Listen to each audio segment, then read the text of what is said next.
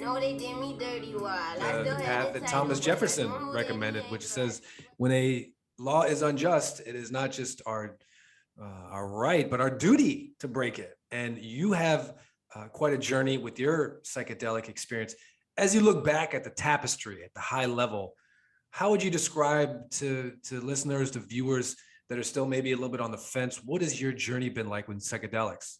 My starting point, my self-defining moment is losing my mother to cancer when I was 8. So kind of a harsh, reality punch to the face, grew up very quickly, had a brush with death early on. And anyone that has lost a loved one at a young age can attest to the fact that that is the most defining moment that you will pretty much ever have in your life. And that catalyzed a lot of things, one of which being my exploration of substance, as I referred to, very young. I started using various substances when I was about 14.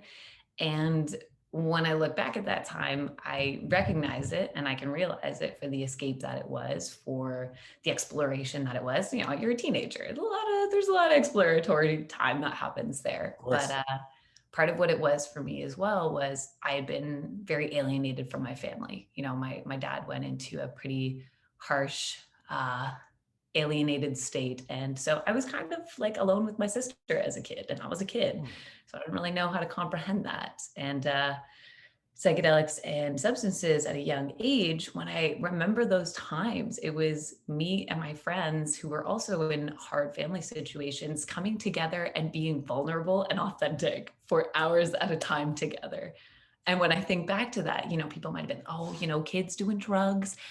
And the reality of those moments were actually us like holding each other and crying with each other and telling each other stories of our like family hardships in our younger years and being really raw and vulnerable with each other.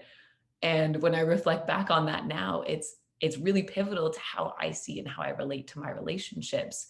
And my relationship with psychedelics and plant medicines has really continued to evolve, especially over the last few years, getting to take part in ceremonies and like having mentors and things like that who use and also, maybe do trip sitting, or Indigenous folks who I've had the pleasure and honor of sitting in ceremony with, and I've learned how to cultivate that more intentional, safe, effective usage, and to share that, hopefully share that guidance now and amplify that with Gwella and everything that I want to kind of do and stand for. But in reflecting how that journey has taken part over the last decade and a half, not to age myself, but it's really come a long way, and being able to look back at those years and say, doing those things are part of what helped me build a stronger connection with the people around me, and now help me fall in love with the world again and help me make peace with things